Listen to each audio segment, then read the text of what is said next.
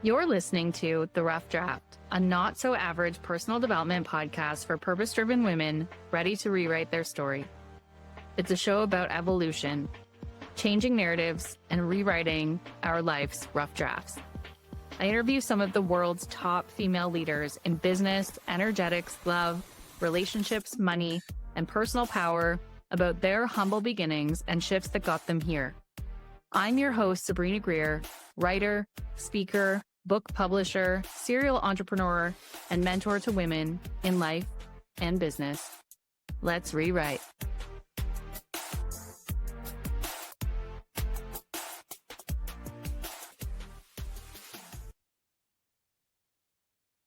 Hello, everyone, and welcome back to the Rough Draft podcast. I am so excited for my guest today. One, because she's just a wonderful human, and two, because she's the first author of our fall season to kick it off with her brand new release, Growing Upward. Natalie Zombeck is here with me today. So I'm going to introduce you to this wonderful human, and then we're going to let her take the stage. So Natalie is a multi-passionate teacher and entrepreneur from Brantford, Ontario, Canada. She has worked with youth in many capacities, both in and out of the classroom for over 25 years, including being a dance and music teacher, a coach and director, and choreographer for Stag Productions. Alongside teaching, she owns two businesses. One is a gym in her hometown, and the other is a global health and wellness business. She has been married to her husband, John, for 9 years and is raising two boys, ages 8 and 5. At school, Natalie is a special education resource teacher who holds a specialist in special education, which has also been helpful on her journey as an autism parent. It was through her business growth that she learned more about personal growth. And when she wanted to have a resource to give her students that were struggling with growing up, she created it, which is amazing because that's what we like to do around here. If it doesn't exist, make it. We are disruptors. So welcome, Natalie. I'm so honored to have you here today, and I'm so excited to jump right in. So why don't you start by introducing yourself, the non-bio version, I like to call it, the real you. Tell us a couple of things about you that maybe we don't know from reading your bio. Thank you so much for joining us, Sabrina. Thank you so much for having me on to share my passion project, Growing Upward. And that's really where it came from. I created this because I have such a heart for young people. Like you said, I am a teacher, but I'm a multi-passionate teacher. I do have a hard time saying no to opportunities, and I think that's where that comes from.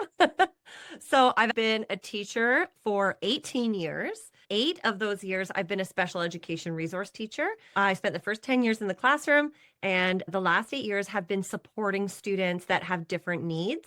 And it just so happened that when I had my oldest son, he was diagnosed with autism. And so that actually took us down a whole other path that I never expected. I'm very grateful for the background I gained through teaching to be able to support him in any way that I could. It was through teaching that I was able to connect with so many students of different ages, different backgrounds. And with my role of being in and out of different classrooms, supporting a caseload as opposed to a set of students in a classroom, I got to know so many different students of all ages throughout the schools I've been part of. And I found myself in a position of being that go-to person for many of them, especially in smaller schools. There's not always a lot of opportunities or resources or people that students can reach out to when they're struggling. So that person ended up being me a lot of the time. I would relate to these students deeply because I struggled too as a student. I don't know anyone who got through the preteen and teenage years without struggling with something. And I connected with them on such a deep level. But here's the thing, when I was their age, I felt lost. I felt like I was looking for who I was. I didn't know where to turn. I had a very personal roadblock of being able to open up and even share with people that I was struggling. And I didn't have the tools and resources to pull myself out of it, let alone know where to go to find such a thing. And so when I grew up and I became an adult, I ended up jumping into business. I talk about this a lot in the introduction of my book. I got into business, and it wasn't until I started connecting with entrepreneurs forward thinkers, goal setters, those people that work for abundance in life. It wasn't until I spent time with those types of people that I learned the tools that I wish I'd had back when I was a teenager. And even through university too, just the whole journey of trying to figure out who you are. And I know a lot of people listening to this right now will go, well, I'm in my 30s or 40s and I'm still trying to figure it out. So it really is for anyone who's just trying to figure out who they are and have tools that they can work through to really just figure out what their own strength and value is. I learned these tools later on as a business owner, and I found my confidence that way. And I found my self value. And I discovered different things like growth mindset versus fixed mindset and how important it is to choose who you spend time with. And I learned how important it is to be self aware and to speak up for yourself and be aware of your body's natural responses when you are triggered or when you are feeling a certain way. So many times I'd sit with these students in my classroom and they would come to me sometimes in their most vulnerable moments. And they would talk about everything from education struggles to identity crises to family problems to friendships, relationships, academics. Sometimes we're lost. Sometimes I just needed to be an ear. Sometimes they needed to make a plan with me. No matter what our strategy was, I always felt like as soon as they walked away from me, they walked away empty handed. I wish I had something to give them. I wish I had a tangible something that they could take with them and use as a tool to grow through this time, grow in their confidence, know themselves better, and stand in their power with so much more confidence and sense of self. I didn't know where to find that. So just like you said, I created it. That's what I wanted. That's what I did. I took my passion for teaching, my connection with the kids, my education from learning all these tools later on in life, and I put them together in this book. Anyone who picks it up is encouraged throughout the book. You're not just reading tools, you're encouraged to do the work. I have workshops through here, self-reflection tools that you can write in to personalize your experience. I'm really excited to get it into the hands of school boards and bookstores and anyone who wants to have that self-reflection tool in a way that can help them grow in their sense of self can find it. So hope that helps. That's, where it came from. I love it. Well, and it's interesting. I have 3 children and my eldest is graduated from high school and I have 2 that are still in elementary school. So the age gap is there. I definitely agree with you when you say a tangible tool to walk away with, because I feel like so many of our children, they meet with a guidance counselor and they talk to people like yourself, resource teachers, mentors, and other teachers, and then they forget about it. And it's not because they have something wrong with them or they don't retain information, or it's not that. It's their developing brains don't retain information in the same way. There are a lot of distractions with social media, cell phones and screens. And, even my kids who don't have cell phone, well, the older one does, but they don't have access to that stuff. There's still a lot of distractions. We're busy. We've got sports, we've got friends, we've got birthday parties, we've got all the things. So of course they're going to forget, but giving them something that they can walk away with, something they can hold, something they can touch, something they can put in their pocket or their backpack, having an actual resource, I think is so key, and not a duotang filled with printer paper. And no offense to the teachers out there, because I know they're doing the best they can, but having an actual book, I think, is just so powerful. And it doesn't exist. You're right. There's tons of children's books and resources for young kids, but there's not a lot out there for the tweens and teens. And it's such an important stage of development and such an important stage in life to have access to this information. And it's easy to say, I have no regrets, but I wish this or I wish that. And I really do, but there's no going back. There's only moving forward. So I'm grateful that you have created something for my younger children as they grow into that I can provide for them, because I do wish I was introduced to personal development earlier in life. I didn't learn about personal development work. I thought it was all woo-woo and third eye meditation stuff, that you had to be a certain way to access this information, or you had to be a certain type of person to benefit from this kind of work. And it's just not the case. It is accessible to everyone. And I do think we should be introducing our children to it at a younger age so they can discern for themselves how they want to Yeah, leverage it. So thank you. of course. Thank you for creating this. So I know the book has a lot of active tools, activities, things to do. Want to share a little bit about that? Like, how can readers, buyers, people who do buy the book best use this as a tool and a resource? Well, you got to have a pen ready. Right from the first chapter, you're encouraged to write down a few things that you might feel on a daily basis. Do you want me to share a couple of examples? So, chapter one, the first chapter is setting yourself up for success. The first chapter is really all about, once you get to know who I am and what my story is, we get into you deciding, I'm going to be open to what this book is going to teach me and the journey that it's going to take me through. So you commit to that, and then you pick up a pen or a pencil, and the lines are fill-inable, like a workbook, which is great. In chapter one, you're going to start by doing a lot of self-reflection. In the moment, it might not feel valuable. You're probably thinking, why am I writing this? This doesn't make sense. But we revisit later on in the book. Everything you come up with in chapter one is going to be valuable down the road as you go through it. For example, asking things like what you look forward to in a day, how you feel when you make a mistake, when you do something right, how do you feel? Something you're good at, something you're proud of, something you can't wait for, something that you could never do. But why is that? With asking you some very random specific things.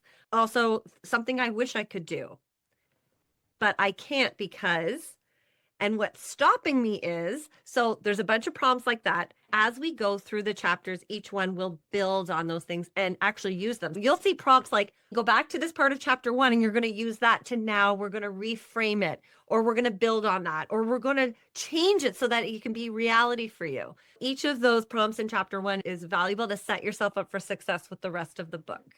So as you work your way through, you will find some pictures. You'll find different things that you can fill in.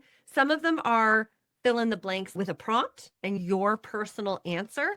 And some of them are really just once you learn a concept, once you learn a strategy, it allows you just to free write. So you do have those options as well. I'm going to encourage you, if you want this to make a difference for you in your mindset, to commit to doing the work. Personal development is all about doing the work. But there's other things too that you wouldn't necessarily fill in, but I do have different ways of understanding different concepts. This is fixed mindset versus growth mindset. It might walk you through different things like habits in your day, doing more of these, less of these to feel better about yourself. So I do know also, being a special education resource teacher, that not everyone has the ability, the capacity to read big paragraphs all the time. So having those visuals, having a chance to stop, reflect on the paragraph and fill it out, make it personalized before you move on. I think that's a really good strategy with this book. If you commit to doing it, that's when you see the most results. Genius.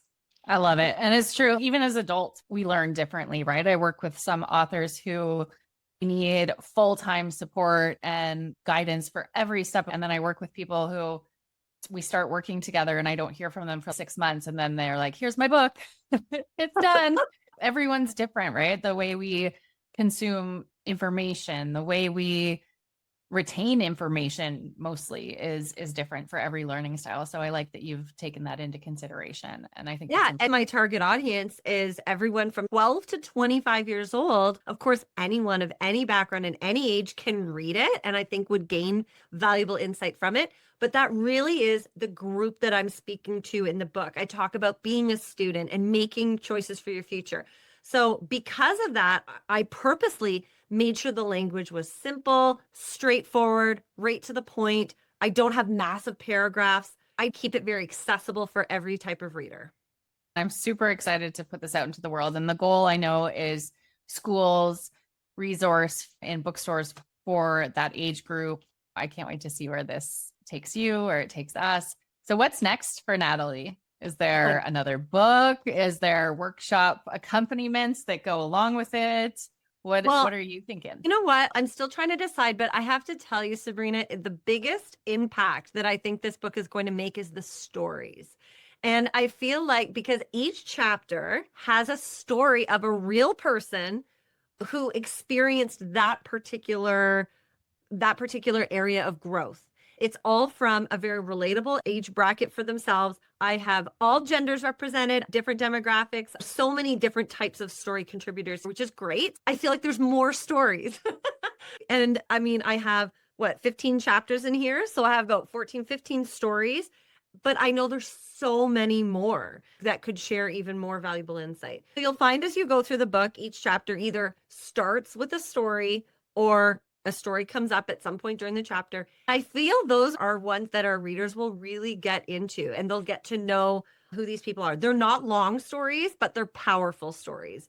And they are real life things that these story contributors have gone through. Everything from eating disorders to bullying to learning how to set goals to being able to be choosy on who they spend time with. You know, there's so many different relatable stories in there, but that's the thing. What's next for me? I have so much more to tell.